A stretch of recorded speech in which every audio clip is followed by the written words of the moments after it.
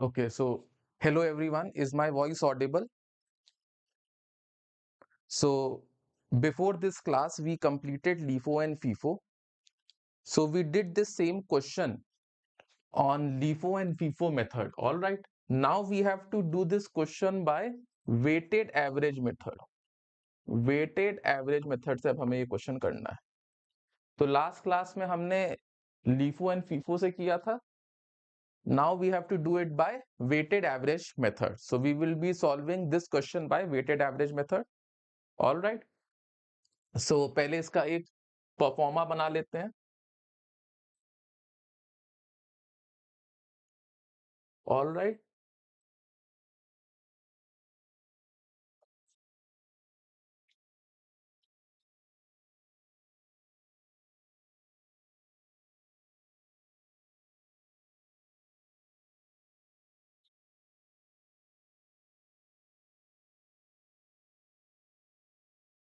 Quantity, rate and amount, ये आपका हो गया purchase.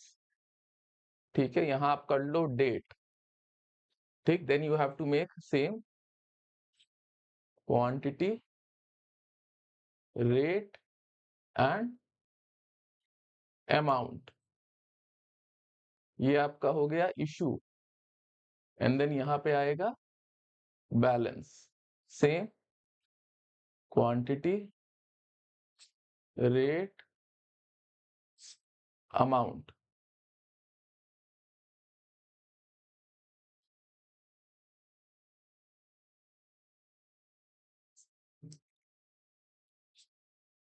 Amount. All right. So we have to, अब हमने ये बना लिया.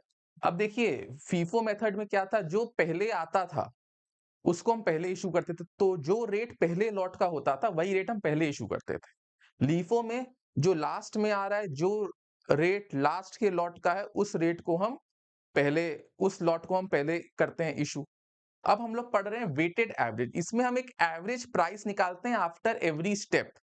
ठीक है, तो सबसे पहले हम इसमें देखते हैं. सबसे पहले क्या आएगा, जनवरी 1 को तो बैलेंस था हमारे पास, ओपनिंग बैलेंस. तो हम यहाँ बैलेंस में लिख देंगे 1000 यूनिट 20 रुपए के हिसाब से 20,000 हो गया. ठीक है, अब आपका आया February 10. February 10. ठीक है, यहां पे क्या है, 500 यूनिट आपने परचेज किया 25 रुपए के हिसाब से, आपका हो गया 12,500. अब अगर लीफो या फीफो होता तो हम यहाँ 1000 और 500 अलग अलग लिखते और उसको ब्रैकेट करके एक ट्रांजैक्शन शो करते. बट वेटेड एवरेज में हम सिर्फ एक प्राइस दिखाएंगे. हम यहाँ पे लिखेंगे 1000 और 500 मिलके कितना हो गए, 1500 यूनिट्स. ठीक है, और 20,000 और 12,500 मिलके कितना हो गए, 32,500. अब इसके बेसिस पे हम लोग रेट निकालेंगे कि भाई 1500 यूनिट का दाम अगर टोटल 32,500 है तो एवरेज प्राइस क्या होगा. तो एवरेज प्राइस क्या हो जाएगा, आप 32,500 को डिवाइड कर देंगे 1500 यूनिट से, तो आपको निकल के आएगा 21.67. तो ये मेरा आप हो जाएगा एवरेज प्राइस. यहाँ वेटेड एवरेज प्राइस 21.67. ठीक है, तो 1000 यूनिट और 500 यूनिट 1500 हो गए. 1000 यूनिट 20 रुपए था तो 20,000 दाम था. 500 यूनिट 25 रुपए हिसाब से था, 12,500 था. तो 12,500 प्लस 20,000 32,500. रेट हमको कैलकुलेट करना पड़ेगा इस वैल्यू को डिवाइड करके 1500 से. तो भैया वेटेड एवरेज क्या है, तो एक यूनिट का रेट 21.67 है. यहां तक बात समझ में आ रही है. इसके बाद क्या है, मार्च 13. मार्च 13. अब 13 मार्च को 400 यूनिट्स परचेज हुए. ऑल राइट, ये मैं मिटा दे रहा हूं. 400 यूनिट परचेज हुए. एक यूनिट का दाम कितना है, 25 रुपए, सॉरी 22 रुपए. तो 8800 हो गया. अब यहां पे आप क्या लिखेंगे, 1500 यूनिट आपके पास था, 400 यूनिट और आपके पास आ गए, तो आपके पास टोटल 1900 यूनिट आ गया. और उसकी वैल्यू क्या है, 1500 यूनिट की वैल्यू आपके पास 32,500 है. और 400 यूनिट की वैल्यू आपके पास 8,800 है, तो टोटल कितना हो गया? 40 40,000 48 40,800 41,300। तो यहाँ पे टोटल आपका हो जाएगा 41,300। ठीक है? तो अब आपका वेटेड एवरेज क्या हो जाएगा? 41,300 डिवाइड बाय 1,900। ठीक है? 41,300 डिवाइड बाय 1,900, जो कि आपका आएगा 21.74। तो यहां पे कितना आ जाएगा? 21.74। ये मार्च 13 का हो गया। अब आपका मार्च 20 की वैल्यू, अब आपको मार्च 20 को इशू करना है, तो अब इशू किस रेट से होगा? भाई 1900 का आपने रेट निकाल दिया 21.74, तो इसमें इशू आपका वेटेड एवरेज प्राइस से हो जाएगा। तो 1900 में से आपको 1200 यूनिट्स आपको इशू कर देने हैं 21.74 के हिसाब से। ठीक है? तो ये आ जाएगा आपका 26,088। 26,088। ऑलराइट। अब आपके पास कितने यूनिट्स बच गए? 1200 यूनिट तो इशू हो गए, आपके पास 700 यूनिट बच गए हैं। All right, you are having now 700 units remaining. और उसका दाम क्या होगा? ये 700 यूनिट को आप 21.74 के हिसाब से ही लगाओगे। 21.74 का ही रेट है, तो 700 इंटू 21.74 कितना हो जाएगा? 15,218। इसको आप मल्टीप्लाई करना, तो ये हो जाएगा 15,218। ऑलराइट, 15,218। ये आपका इशू हो गया।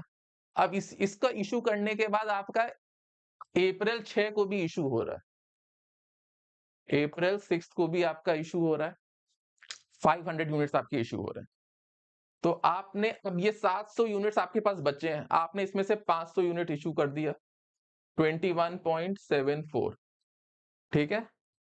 आपका बच गया 10,870। कितने यूनिट्स यहां बच गए? 200 यूनिट बच गए 21.74 के हिसाब से। ऑलराइट, यहां पे वैल्यू क्या हो जाएगी? 8 14 3 4 4,348। 4,348। ऑलराइट। अब आपके पास सिर्फ 200 यूनिट्स बचे हैं 21.74 के हिसाब से। अब फिर आपने मई 12 को परचेज किया है, मई 12 को यू हैव परचेज्ड कितना? 400 units at the rate of 25। तो ये आपका हो जाएगा 10,000। अब बैलेंस कितना बचा? पहले के 200 बचे थे, अभी 400, तो यहां पे आपका आ गया 600 यूनिट्स। अब यहां आ गया 14,348। अब 14,348 divide by 600 equals to,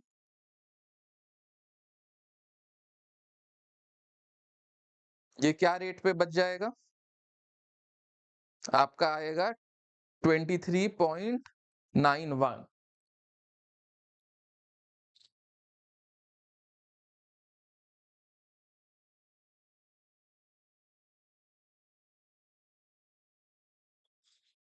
alright, 23.91। यहां पे हमने लिख दिया 23.91। अब इसके बाद जून 30 को हम इशू कर रहे हैं 500 यूनिट। किस रेट से? 23.91 के रेट से। ऑलराइट, 23.91 के रेट से अब हम कर रहे हैं इशू। अब हम जब 23.91 के रेट से इशू कर रहे हैं, तो ये वैल्यू कितनी बन जाएगी? 11,955। 955। ठीक। आपका यहां कितना बचा? 100 यूनिट्स बचा। रेट क्या है? 23.91। तो आपकी क्लोजिंग स्टॉक की वैल्यू हो जाएगी 2391। 2391 है ना? 2391। तो आपका वेटेड एवरेज मेथड के हिसाब से क्लोजिंग स्टॉक कितना आ रहा है? क्लोजिंग स्टॉक वेटेड एवरेज के हिसाब से 100 इंटू 23.91, 2391। ये आपका वेटेड एवरेज मेथड से वैल्यू आ रही है। ऑल राइट, यहां तक हमने कर लिया है। अब आप देखो वेटेड एवरेज के हिसाब से तो वैल्यू इतनी आ रही है, ठीक। ये आपका closing stock weighted average method से आ रहा है। अब आप मेरे को ये बताओ लीफो से क्या मेथ आया था? वेटेड एवरेज से तो इतना आ गया, लीफो से क्लोजिंग स्टॉक हमारा कितना आया था? एनीवन? 100 यूनिट्स कितने आए थे हमारे लीफो से?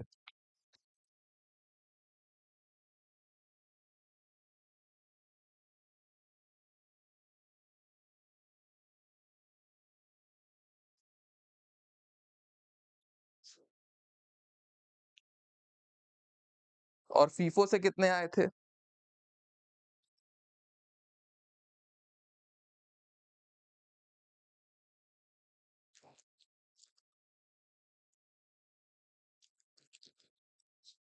सो लीफो से और फीफो से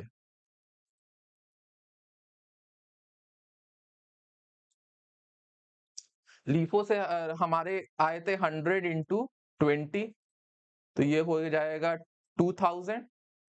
और फीफो से हमारा आया था 100 इंटू 25, जो कि हो जाएगा 2500। तो देखो तीनों मेथड से वैल्यू आपकी चेंज आ रही है। ऑल राइट, जब आप फीफो से फॉलो करते हो तो हमेशा आपकी जो वैल्यू होती है, जो लास्ट स्टॉक बचे रहते हैं उनका रेट लगता है। लास्ट में रेट जनरली 25 रुपए था, तभी देखो 100 स्टॉक बचा तो 25 रुपए के हिसाब से हमने लिया। जब आप लीफो से करते हो तो जो स्टार्टिंग का स्टॉक का रेट होता है वो आपके क्लोजिंग स्टॉक में ज्यादा रहता है।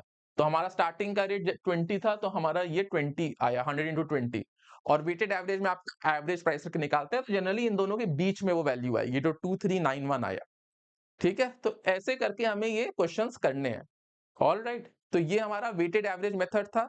आपके एग्जाम में 3 मेथड इंपॉर्टेंट है, LIFO, FIFO and weighted average. इन्हीं 3 मेथड से आपको करना है। आई होप आप लोगों ने सब नोट डाउन कर लिया होगा। अब मैं इसको रब कर दे रहा हूं। ऑल राइट, तो आपके एग्जाम में ये इस टॉपिक में से एक क्वेश्चन आना ही आना है। ऑल राइट, वो क्वेश्चन आपका या तो परपेचुअल बनाने को आ सकता है या पीरियोडिक वे से भी आ सकता है। ठीक है, पीरियोडिक वे में आपको सिंपल मैथमेटिकल कैलकुलेशन करनी है। वी कैन डू 1 और 2 क्वेश्चन, उसमें आपको ऐसे टेबल्स बना के ट्रांजैक्शन वाइज रिकॉर्ड नहीं करने। ऑल राइट, सो पीरियोडिक का we will be doing question in the next class. और या फिर इसमें आएगा परपेचुअल से। परपेचुअल में आपको ऐसे ही टेबल बना के करना है। मेथड्स आपका या तो फीफो से आ सकता है, या लीफो से आ सकता है, या वेटेड एवरेज से आ सकता है। इन्हीं 3 मेथड में से एग्जाम में आएगा। 10 मार्क्स क्वेश्चन आएगा। ये इजी टॉपिक है, तो आप ये 10 मार्क्स आराम से स्कोर कर सकते हो, प्रोवाइडेड आपने अगर पढ़ लिया। ऑल राइट, तो अब आप लोग प्लीज इसके टॉपिक्स जो भी क्वेश्चंस बुक्स में दिए होंगे उसको सॉल्व करना। ये सिंपल टॉपिक है, डोंट लूज दिस मार्क्स।